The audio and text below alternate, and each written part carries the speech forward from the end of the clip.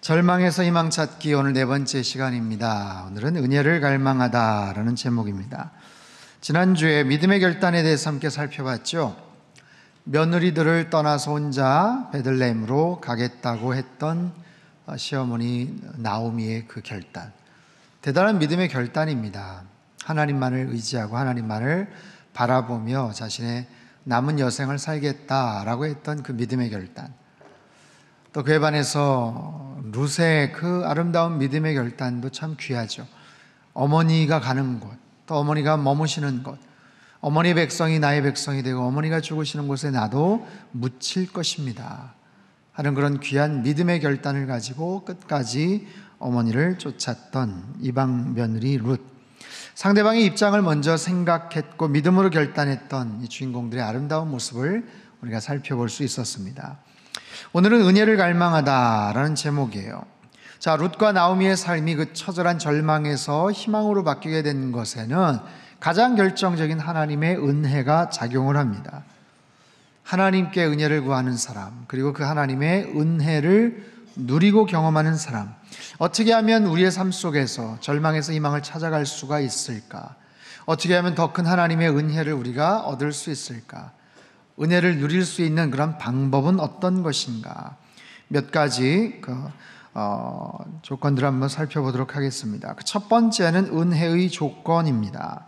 자, 2장에는요, 새로운 상황이 펼쳐집니다. 베들레헴에서의 삶의 새로운 시작을 이렇게 소개를 해요. 1절 말씀 같이 한번 읽겠습니다. 시작. 나오미의 남편 엘리멜렉의 친족으로 유력한 자가 있으니 보아스더라. 자, 보아스, 새로운 인물이 등장을 하죠. 이 사람은 엘리멜렉의 친족이면서 유력한 자다, 베들레헴에 사는 유력한 자다, 큰 부자다라는 뜻과 동시에 덕망을 갖춘 사람이다라는 거예요. 그러니까 단순히 돈만 많은 사람이 아니라 덕망을 갖춘, 사람들에게 존경을 받는 그런 사람. 이 보아스를 설명하는 이유가 뭐예요? 이제 새롭게 등장하는 중요한 인물이다라는 거죠. 그리고 이 장에서부터는 나오미가 아니라 룻이 주인공 역할을 합니다. 모든 상황들을 끌고 나가죠. 자, 2절 말씀 같이 한번 읽겠습니다. 시작. 모압 여인 룻이 나오미에게 이르되 원하건대 내가 밭으로 가서 내가 누구에게 은혜를 입으면 그를 따라서 이삭을 줍겠나이다 하니 나오미가 그에게 이르되 내 따라 갈지어다 하매. 자, 룻은 어떤 여인입니까? 대단히 순종적인, 그리고 효심이 지극한 여인이죠. 어떤 행동 하나하나도 어머님께 여쭈어보고 허락을 받고 움직일 수 있는 바로 그런 여인이에요. 그렇다고 어떤 청순 가령형의 어떤 그런 스타일은 아닌 것 같아요. 굉장한 결단, 아주 대단한 용기, 그리고 이삭을 주어 오겠다라고 말하는 것을 보면 생활력도 아주 강한 여인입니다. 무엇보다도 은혜를 알고 있는 여인이에요. 내가 누구에게 은혜를 입으면 은혜에 대한 생각, 은혜에 대한 갈망이 있었던 여인. 여러분, 은혜란 무엇입니까? 은혜란 받을 자격이 없는 자에게 부어지는 일방적인 호의란 뜻이가 있어요. 아무런 자격도 없습니다. 받을 만한 잘할 권리도 없어요. 그러나 일방적으로 얻게 되는 선한 의도를 말합니다. 이것이 바로 은혜예요. 여러분, 이런 은혜에 무슨 자격, 무슨 조건이 필요하겠어요? 은혜의 조건. 은혜의 조건이라는 말은 굉장히 어울리지 않습니다. 뭔가 모순이 되는 그런 단어예요. 하지만 그럼에도 불구하고 하나님의 은혜가 나타나는 특별한 원칙이 있고 조건이 있더라라는 거예요. 자, 은혜의 조건은요, 믿음의 행동입니다. 여러분 아세요? 믿음과 은혜는 거의 짝을 이루어서 나타난다는 사실? 믿음이 있는 곳에 은혜가 임하고요, 어떤 은혜가 있었던 것을 생각해 보면 믿음의 고백이 있다고 보시면 돼요. 성경 곳곳에서도 이 두 가지, 믿음과 은혜, 같이 짝을 이루는데 몇 가지 구절을 살펴보죠. 에베소 2장 8절 말씀 같이 읽죠. 시작. 너희가 그 은혜를 인하여 믿음으로 말미암아 구원을 얻었나니. 로마서 5장 2절 말씀 시작. 우리가 믿음으로 서 있는 이 은혜에 들어감을 얻었으며. 디도서 3장 15절 시작. 믿음 안에서 우리를 사랑하는 자들에게 너도 문안하라. 은혜가 너희 무리에게 있을지어다. 자, 하나님과 우리들은요, 믿음과 은혜라는 채널을 통해서 서로 대화를 합니다. 교제를 합니다. 우리가 하나님 앞에 믿음이라는 반응을 보여요. 믿음의 액션, 행동을 합니다. 그러면 그 모습을 보시고 하나님께서 반응을 하시는데 나타나는 것이 바로 은혜입니다. 우리는 하나님께 믿음의 고백을 드리고요, 그 모습을 보신 하나님은 은혜를 베풀어 주셔요. 자, 은혜가 필요한 어떤 상황이 있다. 그러면 그 은혜의 문을 열 수 있는 열쇠가 있는데 그 열쇠가 바로 믿음의 열쇠더라라는 거예요. 그래서 그 믿음의 열쇠를 가지고 집어넣으면 거기에서 하나님의 은혜가 떨어지는 거예요. 바로 이런 원리죠.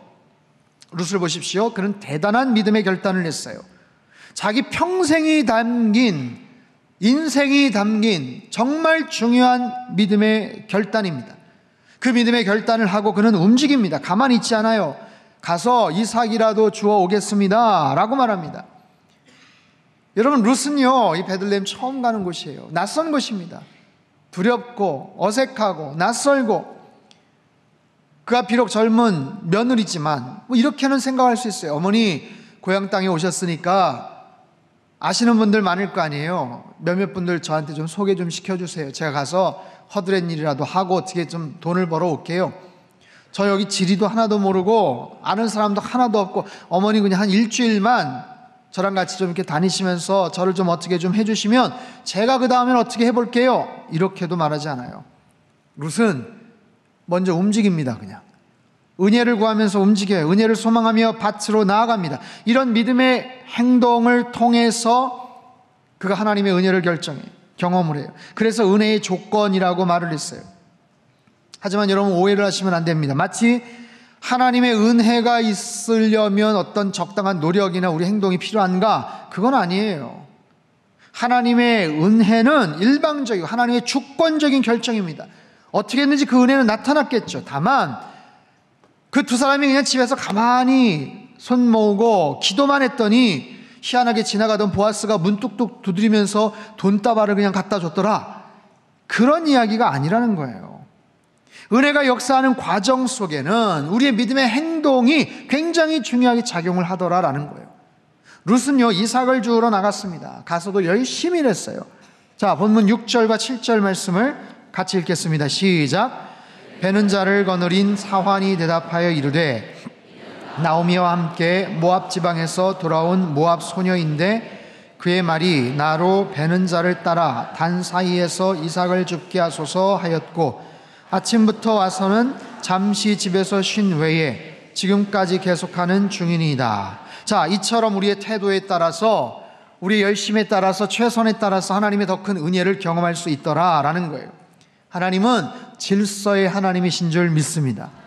하나님은 뿌린 데서 거두는 것을 원칙으로 하세요. 그래서 눈물로 씨를 뿌리고 눈물로 수확을 할 때 더 많은 은혜를 주시더라라는 거예요. 여러분, 생각해 보십시오. 사람들은 힘들고 어려운 일일수록 오히려 작은 일을 소홀히 합니다. 그게 얼마나 되겠느냐라고 생각을 해요. 내가 지금 힘든데, 내가 재정적으로 지금 크게 필요한데, 지금 손해를 많이 봤는데 무슨 이삭을 죽고 있겠냐, 이까지 행동이 뭐가 도움이 되겠냐, 기왕하려면 큰 일, 화끈한 일, 한 방에 해결할 수 있는 일. 그러다 보니까 어떻게 해요? 한탕주의에 빠지게 돼요. 없는 돈 모아서 로또를 구입합니다. 아니면 쉽게 편하게 많은 돈을 벌 수 있대 어디 가면 하면서 잘못된 길로 빠져드는 경우들이 굉장히 많아요. 이삭 줍지 않습니다. 세상 사람들 이삭 줍는 것 싫어합니다. 그리고 사람들이 무시합니다. 큰 일 하는 사람, 그럴듯해 보이는 사람들만 주목합니다. 하지만 하나님은 작아 보이는 일에 충성하는 사람들, 최선을 다해 성실하게 하는 사람들을 귀하게 여기셔요. 왠지 아십니까? 크고 귀하고 화려해 보이는 일은 누구든지 열심히 할 수가 있어요. 말하지 않아도 열심히 합니다. 하지만 작은 일, 별 볼 일 없어 보이는 일은 열심히 하기가 어려운 거예요. 그래서 주님 말씀하십니다. 잘하였도다 착하고 충성된 종아, 네가 작은 일에 충성하였으니 이제 내가 큰 일을 너에게 맡길 것이다. 사랑하는 성도 여러분, 혹시 여러분의 인생 가운데서 이삭을 주어야 되는 상황이 놓여져 있다면 그렇다면 주우세요. 부끄러워하지 마시고 주우십시오. 속상해하지 마십시오. 열심히 하지만 열심히 주우세요. 다만 분명한 것은 그 이삭 줍는 일 오래가지 않습니다. 잠깐입니다. 그리고 그 일을 통해서 뭔가 좋은 일로 연결이 분명히 되더라라는 거예요. 혹시 교회에서도 섬기는 일들이 있어요. 여러 사역이 있잖아요.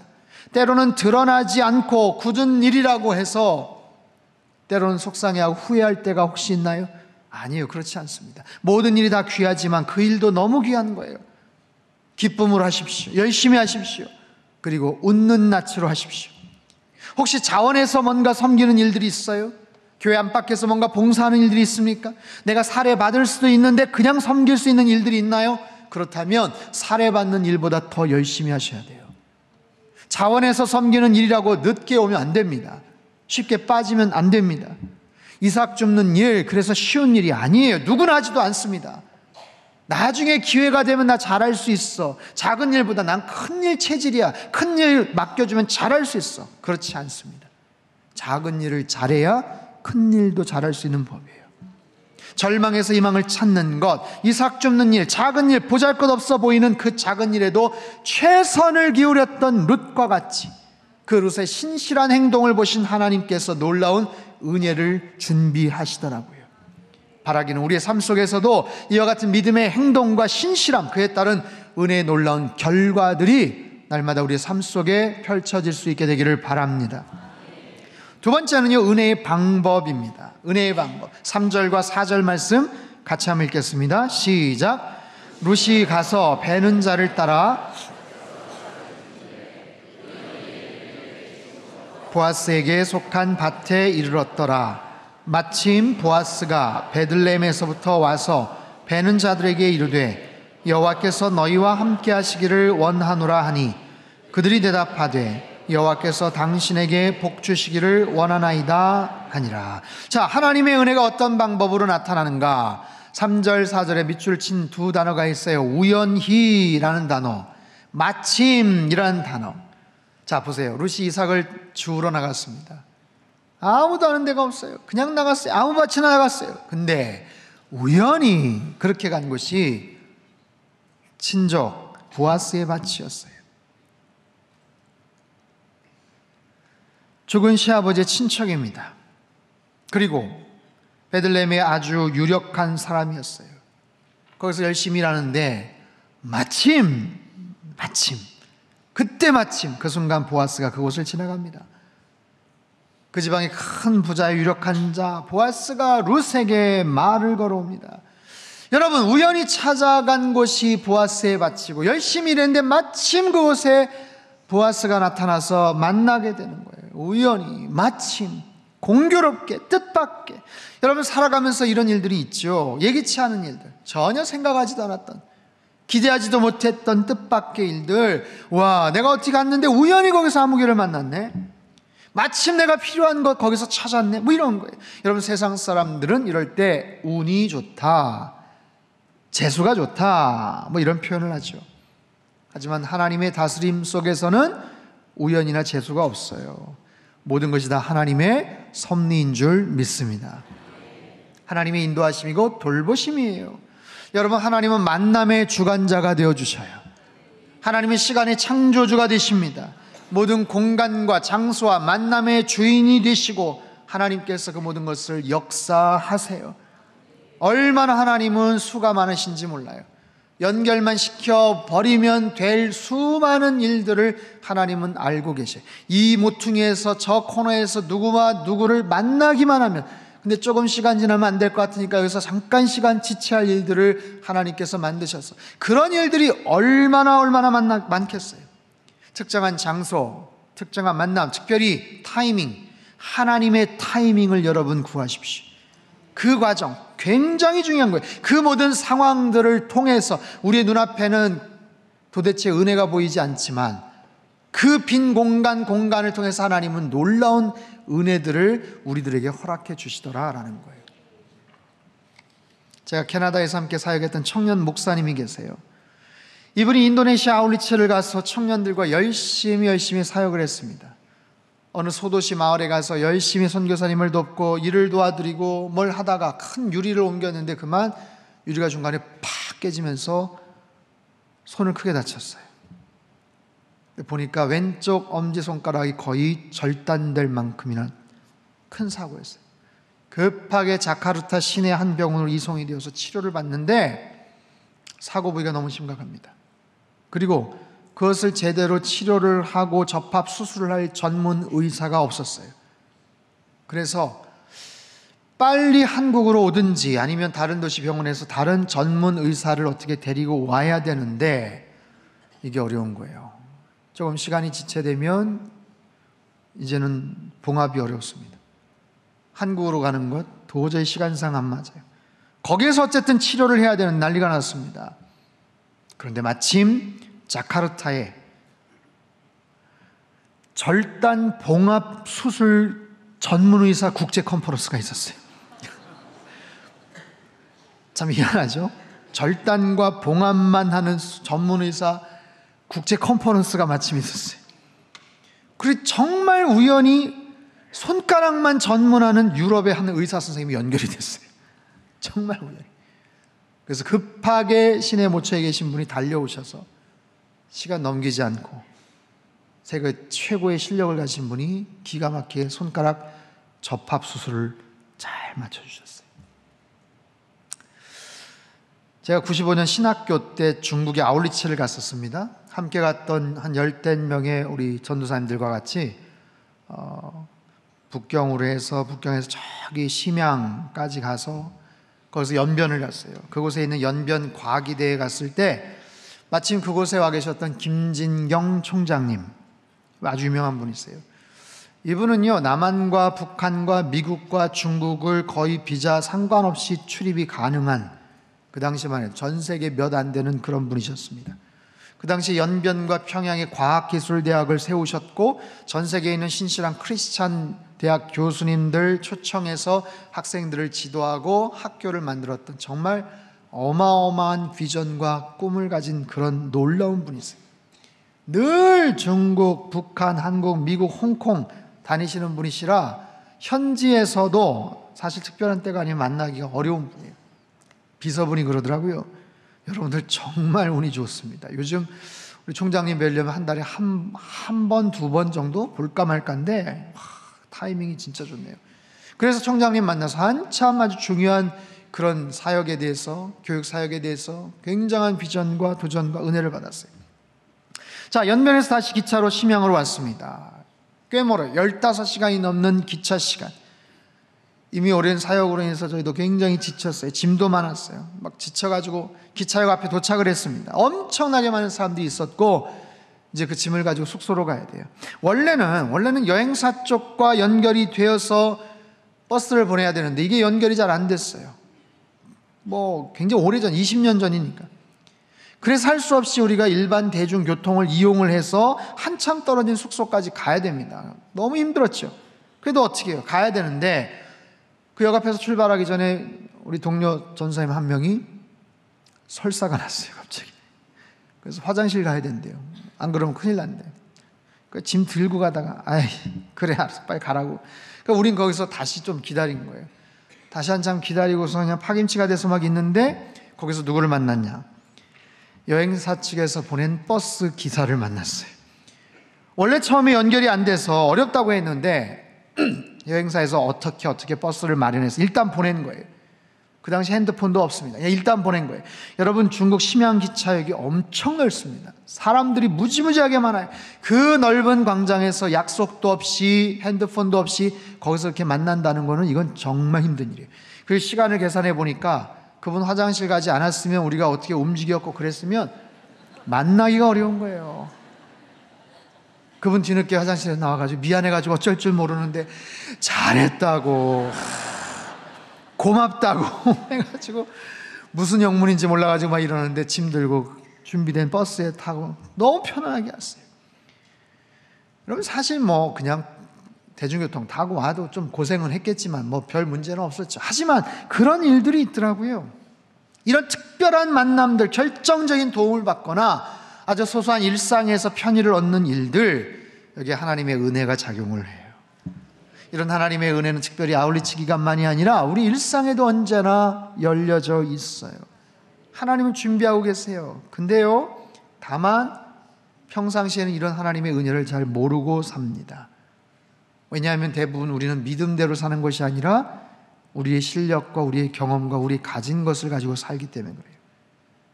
없어서 하나님께 구하는 것이 아니라 사람들을 의지하기 때문에 그렇습니다. 간절하게 없어서 하나님 앞에 기도하고 하늘만 바라보는 게 아니라 그냥 요 이마트 가가지고 구하면 되는 거예요. 인터넷에서 주문해서 사면 되는 거예요. 그러다 보니까 하나님의 은혜가 개입될 만한 여지가 별로 없어요. 하지만 그러다 나의 한계를 만나죠. 나의 연약함을 경험을 하죠. 나의 능력이나 경험이나 내가 도저히 어떻게 할 수 없는 일들, 내 능력 바깥의 일들, 내 지식과 지혜로 감당할 수 없는 일들을 만날 때 그제서야 우리는 하나님 앞에 엎드립니다. 하나님 앞에 은혜를 구합니다. 출산을 앞둔 예비 부부들, 아이가 나와야 되는 나오지 않아서 초조한 상태에서 하나님 앞에 간절하게 기도를 하죠. 은혜를 구합니다. 군대를 보내야 하는 우리 부모님들, 논산 연무대까지 가서 등 떠밀고 잘할 거야 하면서 툭 치면서 왔지만 마음속은 짠한 거예요. 하나님, 이 아들 군생활 잘하게 도와주세요. 힘들고 어려운 수술을 앞둔 환우들, 가족들, 의사 선생님은 성공률 꽤 높아요 라고 하지만 일단 수술은 근데 해봐야 알 것 같은데요. 우리는 기도할 수밖에 없어요. 하나님의 은혜를 갈망합니다. 1년간 수년간 열심히 공부하고 이제 시험을 앞둔 수험생들, 잘했지만 준비했지만 하나님 실수하지 않게 해주세요. 아는 거 잘 풀 수 있게 해주세요. 지혜를 주세요. 하나님의 은혜를 갈망하는 것. 그 외에도 우리가 계획하고 일하고 만나고 생활하는 모든 일들 속에서 하나님의 은혜가 필요한 것이 얼마나 많은지 모릅니다. 사랑하는 성도 여러분, 내가 아무리 잘할 수 있고 내가 경험이 있고 능력이 많아도 하나님의 은혜가 없으면 단 하루도 살아갈 수 없는 존재임을 여러분 고백하시기를 바랍니다. 특별히 결과가 어떻게 될지 모르는 일들 앞에선 우리의 한계와 연약함을 느끼는 사람들에게 더더욱 하나님의 은혜가 간절히 필요해요. 하나님이 베푸시는 은혜의 방법은 실로 다양합니다. 그래서 어떻게 해야 돼요? 은혜를 사모하셔야 돼요. 주면 좋고 안 줘도 말고가 아니라 간절한 마음으로 은혜를 사모하십시오.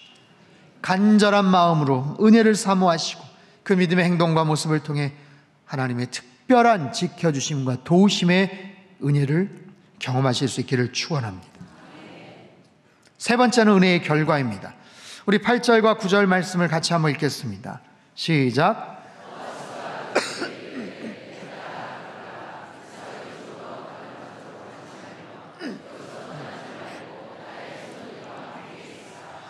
그들이 베는 밭을 보고 그들을 따르라.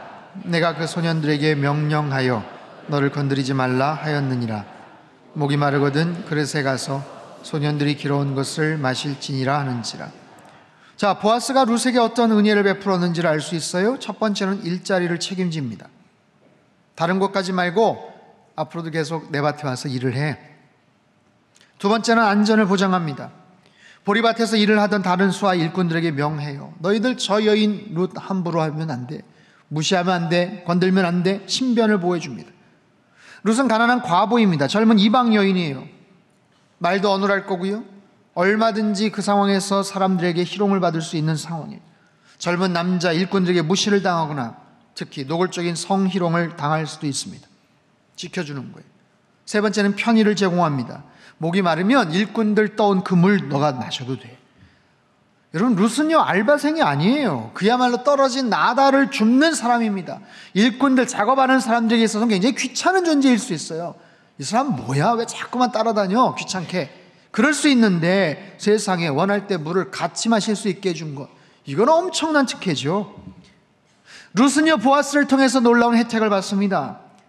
사실 집을 나설 때만 해도 뭘 간구했어요? 그저 무시당하지 않고 구박당하지 않고 그저 그냥 하루 열심히 일할 수 있는 어디 그런 밭에 가서 일할 수 있으면 좋겠습니다. 그래서 어머니와 같이 그냥 한 끼 어떻게 해결할 수 있는 그 정도 구해왔으면 좋겠습니다. 그가 구했던 정도는 딱 그 정도의 기도. 근데 하나님의 은혜는 그가 생각하는 것보다 훨씬 더 엄청나게 역사를 해요. 늘 그렇습니다. 하나님의 은혜는 넘치도록 나타나는 거예요. 한번 따라해 볼까요? 하나님의 은혜는 넘치도록 나타납니다. 아멘. 그것만이 아니에요. 은혜의 결과는 이런 실제적인 혜택만이 아닙니다. 자, 11절에서 13절까지 말씀 같이 한번 읽겠습니다. 시작. 보아스가 그에게 대답하여 이르되 내 남편이 죽은 후로 내가 시어머니에게 행한 모든 것과 내 부모와 고국을 떠나 전에 알지 못하던 백성에게로 온 일이 내게 분명히 알려졌느니라. 여호와께서 내가 행한 일에 보답하시기를 원하며 이스라엘의 하나님 여호와께서 그의 날개 아래에 보호를 받으러 온 내게 온전한 상 주시기를 원하노라 하는지라. 룻이 이르되 내 주여 내가 당신께 은혜 입기를 원하나이다. 나는 당신의 하녀 중에 하나와도 같지 못하오나 당신이 이 하녀를 위로하시고 자, 룻의 그 귀한 믿음의 결단과 사랑이 이미 온 베들레헴 사람들에게 소문이 났어요. 보아스에게까지도 알려졌습니다. 여러분, 룻기는요 어떤 시대였죠? 사사시대였습니다. 지금으로부터 3000년이 훨씬 전의 그런 시대예요. 교통이나 통신, 상상할 수 없는 불편한 그런 시대입니다. 그런데도 불구하고 룻의 그 선행이 이미 베들레헴에 다 퍼졌어요. 그런 말이 있어요. 나쁜 소문은 날아가고 좋은 소문은 기어간다. 원래 소문이라는 게 그런데 그럼에도 이 룻의 선행은 베들레헴 사람들이 다 소개가 됐습니다. 마찬가지. 여러분, 우리의 선행도 마찬가지입니다. 우리의 선행은 알려지게 되어 있어요. 알려집니다. 결국에는 모처럼 좋은 일하고 혹시 사람들 모를까 봐 여러분 너무 염려하지 않으셔도 돼요. 그거 모르면 어떡하지? 너무 몰래 했나? 너무 안 그러셔도 돼요. 다 합니다. 아무튼 소문은 다 나게 돼 있어요. 사람들도 알 뿐만 아니라 무엇보다 하나님이 알고 계세요. 하나님. 우리가 손해를 볼 것 같은 일들, 우리가 믿음의 결단을 해놓고 그래서 염려했던 일들, 나를 선하고 선한 착한 행동을 했지만 사람들에게 묻혀져 있던 일들, 사람들이 몰라준다고 서운했던 그런 일들, 고생해놓고 사람들 기억하지 못하면 잊혀지면 어떡할까? 그런 일들 하나님 다 알고 계셔요. 하나님 다 알고 계셔요. 룻은 말합니다. 당신이 이 하녀를 위로하셨고 마음을 기쁘게 하는 말씀을 하셨어요. 룻은 위로가 필요했던 여인이에요. 마음에 기쁜 말을 듣고 싶어 했던 거예요. 그동안 무슨 기쁨이 있었겠어요? 무슨 위로가 되었겠어요? 근데 보아스의 그 행동이, 하나님이 베푸신 그 은혜가 룻에게는 말할 수 없는 위로가 된 거예요. 큰 힘이 된 거예요. 사랑하는 성도 여러분, 하나님의 은혜를 사모하실 수 있기를 바랍니다. 하나님께서 다 채워주실 줄 믿습니다. 하나님께서 다 위로해 주실 줄 믿습니다. 사랑하는 아들아, 사랑하는 딸아, 내가 다 안다. 너 힘들지? 너 수고하고 애쓰는 거 내가 다 알아. 너 고생하는 거 내가 다 알아. 너 그때 굉장히 억울하고 속상했잖아. 너 손해보면서 했던 거 내가 다 기억해. 우리가 믿는 하나님은 위로의 하나님, 살아계신 하나님이신 줄 믿습니다. 그래서 우리를 지키시고 환난 가운데 도와주셔요. 그리고 우리가 은혜를 구할 때 풍성한 모습으로, 우리가 상상할 수 없는 방법으로 하나님께서 우리를 지켜주시더라. 여러분이 풍성한 하나님의 은혜를 날마다 구하며 사시기를 바랍니다. 하나님의 은혜를 구하세요. 하나님, 나를 불쌍히 여겨주십시오. 나를 긍휼히 여겨주십시오. 나의 마음을 지켜주십시오. 우리 가정을 지켜주십시오. 이번 한 주간의 모든 삶을 지켜주십시오. 아울리치를 떠나는데 하나님 긍휼히 여겨주시고 은혜를 베풀어 주시옵소서. 우리의 일터와 우리의 사업 가운데 하나님의 은혜가 아니면 어떻게 해볼 수가 없습니다.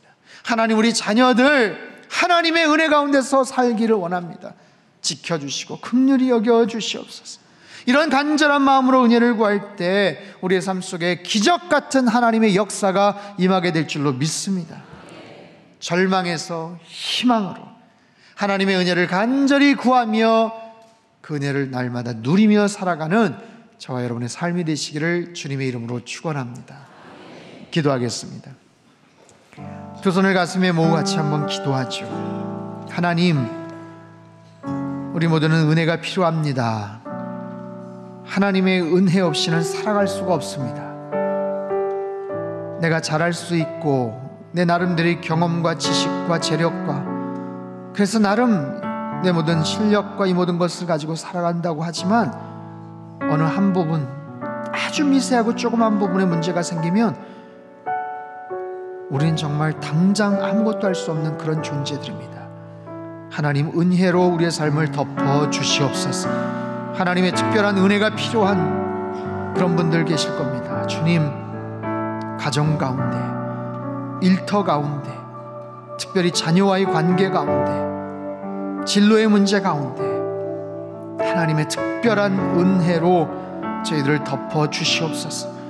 지금 마음이 어렵고 속상하고 절망 가운데 있지만 그 속에서 희망을 찾아가기를 원합니다. 하나님의 은혜로 말미암아 이 모든 상황을 덮어주시고 이끌어 주시옵소서. 우리 같이 한번 통성으로 기도하도록 하겠습니다. 함께 기도합니다. 오 하나님 아버지, 하나님의 은혜를 간구합니다. 하나님 아버지, 긍휼히 여겨 주시옵소서. 아버지 하나님, 불쌍히 여겨 주시옵소서. 하나님의 은혜가 아니면 살 수 없는 그런 연약한 존재들입니다. 하나님 아버지, 우리 가정 가운데 은혜를 더하여 주시옵소서. 나의 모든 일터 가운데 하나님의 은혜를 더하여 주시옵소서. 만남의 축복을 허락하여 주시옵소서.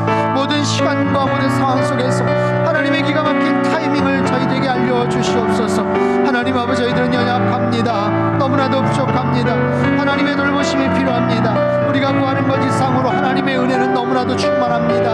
하나님, 우리의 마음을 알고 계시고 하나님, 우리의 상황을 주님께서 열어주시고 인도해 주시는 하나님이신 줄 믿습니다. 주님, 무시받았던 그 놀라운 은혜의 경험들이 우리에게도 필요합니다. 그 절망에서 희망을 찾아가는 아름다운 그런 삶의 고백이 되게 도와주시고 믿음의 결단을 하며 믿음의 행동을 하며 하나님 앞에 간구할 때 아버지 하나님께서 위로부터 부어주시는 하나님의 놀라운 은총을 저희들에게도 허락해 주실 줄 믿사오니 주님 역사하여 주시옵소서.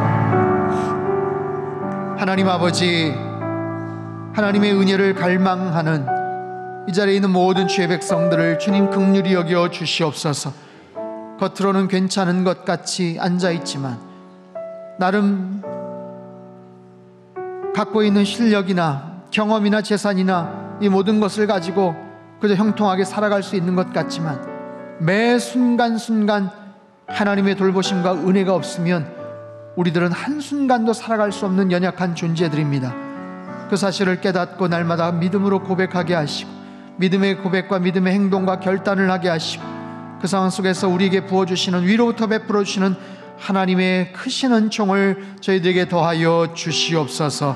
존귀하신 예수님의 이름으로 기도하옵나이다. 아멘.